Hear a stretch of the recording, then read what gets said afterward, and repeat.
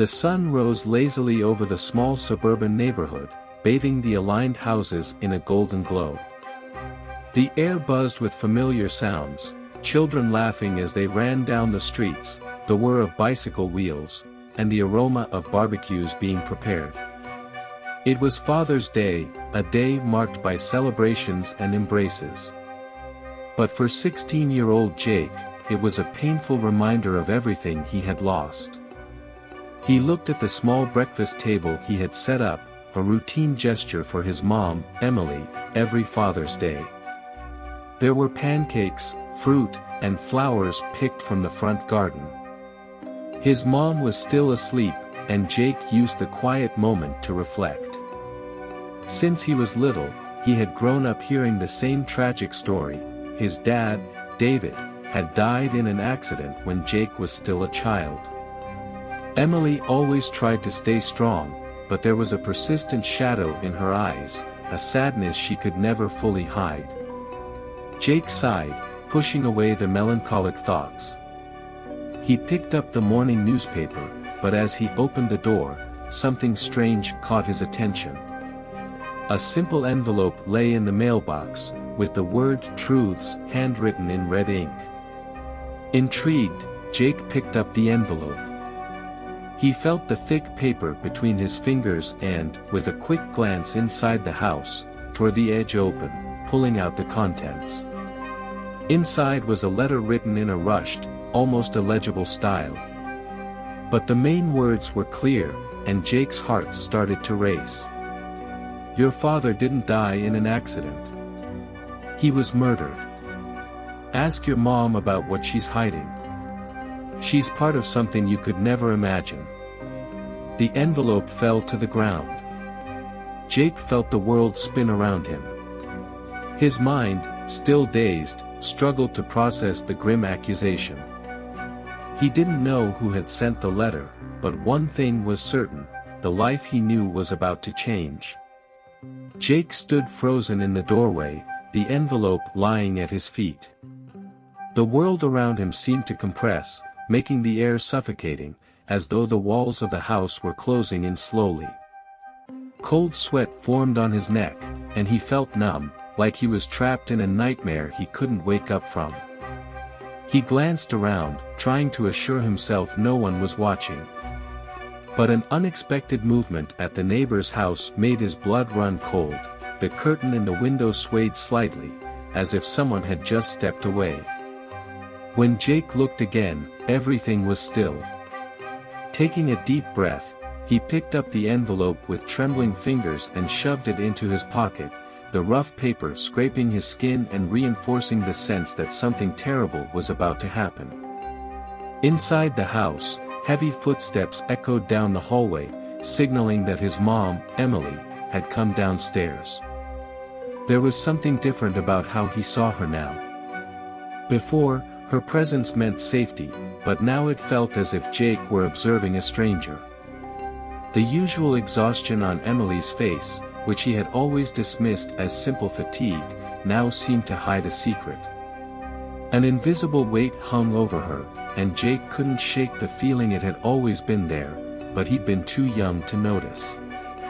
With his heart pounding, he did his best to mask his panic. Pretending he needed a moment alone, Jake ran up the stairs, clutching the envelope tightly.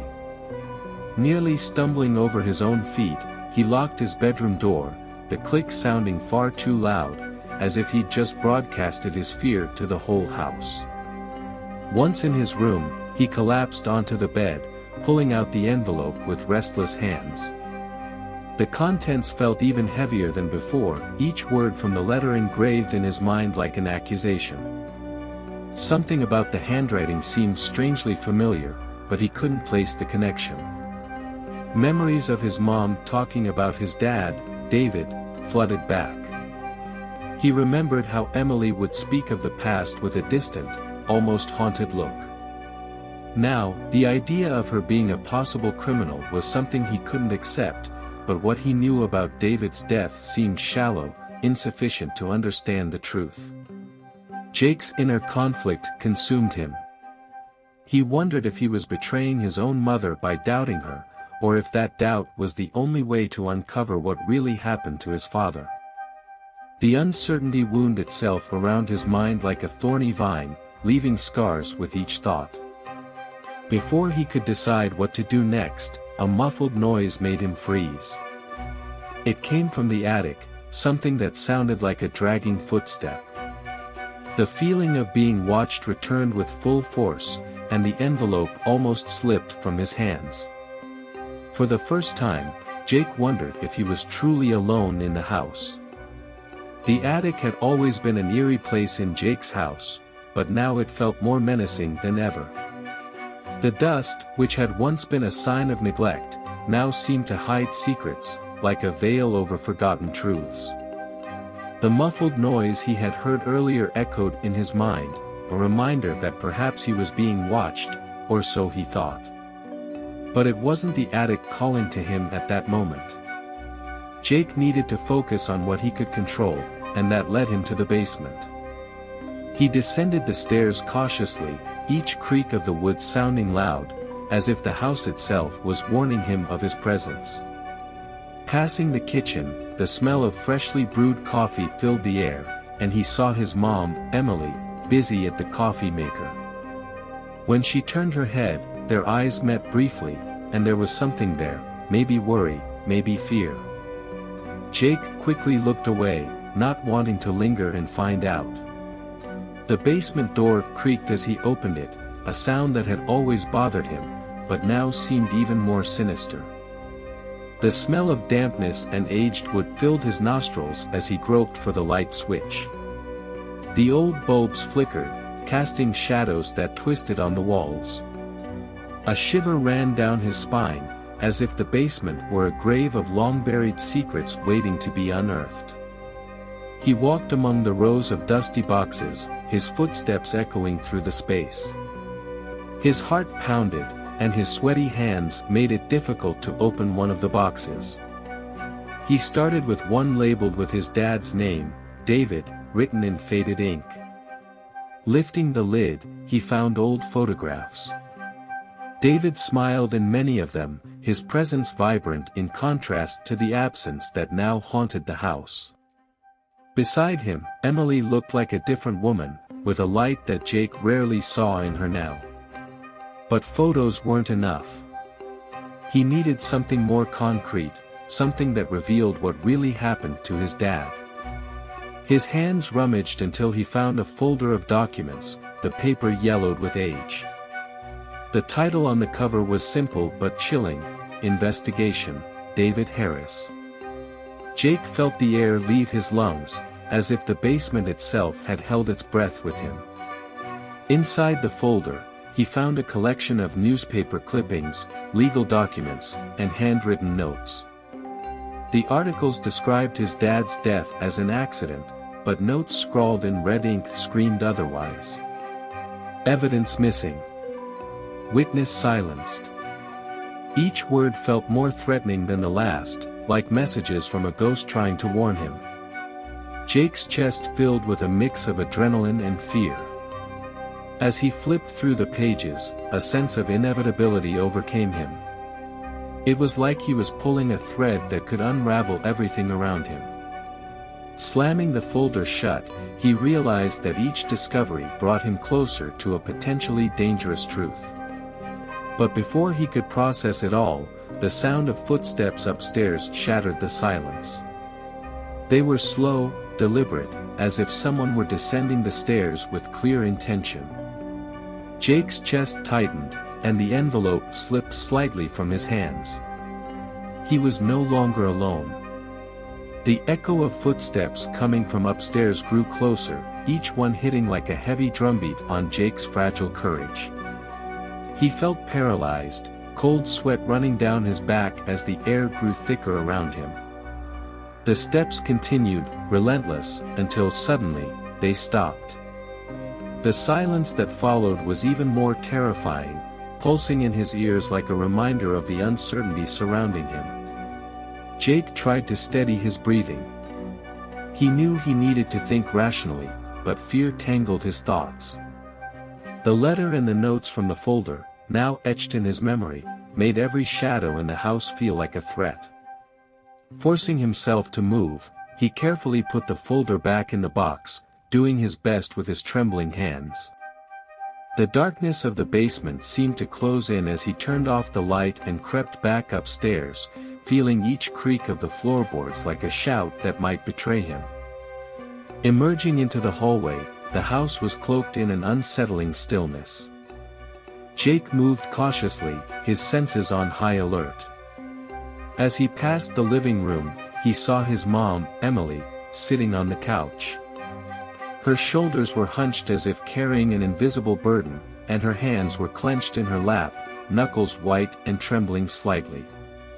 Jake paused, watching her. Something about her posture seemed off. Emily was lost in her own thoughts, and he wondered if she felt the same fear he did. The pain of imagining his mom involved in something dark was unbearable. The love and loyalty he felt for her clashed fiercely with the doubts growing in his mind. Every childhood memory seemed twisted now, like a veil had been lifted, revealing something dangerous underneath. Anger and fear mixed inside him, leaving his chest aching. Jake realized he was clenching his fists so tightly that his nails left red marks in his palms. Not wanting to confront Emily just yet, he ran back to his room, his head still spinning. The weight of the notes from the folder seemed to multiply in his mind, missing evidence, witness silenced. It was impossible to reconcile these words with the woman who had raised him, who had sacrificed so much for him. But the seed of doubt had already taken root, growing and twisting like a poisonous plant. Jake knew he couldn't go on like this. He needed answers, and more than that, he needed someone who could help him. He remembered Tom Walker, an old friend of his dad's. Tom was a detective who had retired under mysterious circumstances, carrying secrets that had never been revealed. Maybe he held the key to understanding what was happening. But as Jake formed a plan, the feeling of running out of time gripped him. Every minute felt like sand slipping through an invisible hourglass. Before he could move, a shadow passed by his bedroom window. It didn't seem like a simple trick of the light, it was something moving slowly, as if watching him. Jake's breath caught in his throat, and he stood, body tense. A low, almost imperceptible sound, like scratching on the wooden frame of the window, cut through the silence. Fear seized him. Something, or someone, was outside, and Jake knew with a chilling certainty that danger was much closer than he'd imagined. Jake froze, the scratching at the window echoing in his mind like a grim warning. His throat went dry, and every muscle in his body tensed as the darkness outside seemed to come alive, waiting, watching. Adrenaline coursed through his veins, and despite the tightness in his chest, he summoned the courage to move. Slowly, he approached the window and peeked through a gap in the curtain. But all he saw was the night, thick and full of secrets. Wasting no more time, Jake grabbed his phone and dialed Tom Walker's number. Each ring felt like an eternity, the silence on the other end making him wonder if something terrible had already happened. When Tom finally answered, his voice rough and guarded, a chill ran down Jake's spine. He explained everything quickly, the letter, the notes in the folder, his mom's behavior. Tom listened carefully, tension building with every word.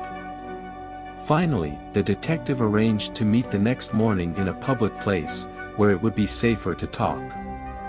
Jake hung up, feeling a mix of relief and dread. He was about to uncover the truth, but he had no idea what the cost would be. The feeling that time was running out haunted him. The decision he needed to make was suffocating, and he knew there was no turning back. The night dragged on, and Jake barely slept. Every sound in the house felt amplified, every creak a threat. The fear of being watched never left, and he wondered if the shadows around him were real or creations of his terrified mind. Dawn brought little peace but gave him the chance to act. Jake left the house before Emily woke up, tension thrumming through his bones. The morning air was cold and heavy, carrying a sense of foreboding. He walked to the cafe where Tom Walker waited for him in a discreet corner. The detective was a striking figure, with deep lines that spoke of battles never forgotten. His eyes, though tired, were sharp and watchful. Sitting across from Tom, Jake's heart raced. Tom opened a folder he had brought, full of documents and photos Jake had never imagined seeing. The revelation was like a punch. David Harris hadn't just been a victim of an accident but a man hunted by a criminal group. Emily had been manipulated, threatened, and had done everything she could to protect her son. Tom's words shattered everything Jake thought he knew. The father he had always believed was innocent had been entangled in something deadly, and his mother wasn't an accomplice but a survivor marked by fear. The anger Jake had felt turned into a deep, complicated pain. He realized the truth was not simple, it was a double-edged sword, cutting deep. Tom, with a serious tone, warned him that the danger was still very real. The criminal group hadn't disappeared, and any wrong move could put everyone at risk. Jake had to decide, expose the truth and face the consequences, or protect his mother and live with the burden of the secret. Returning home, Jake felt like he was stepping into uncharted territory. Every step felt definitive, a line he couldn't erase. He entered, closing the door behind him. The sound echoed through the house, like the end of a chapter in his life. But the silence that followed was anything but comforting. Something felt wrong. The air grew heavy and stifling. The distinct feeling of being watched returned with full force. Somewhere in the hallways, a shadow seemed to move almost imperceptibly. Jake knew that even though he was closer to the truth, the answers would come at a price, and perhaps that price was already knocking at his door.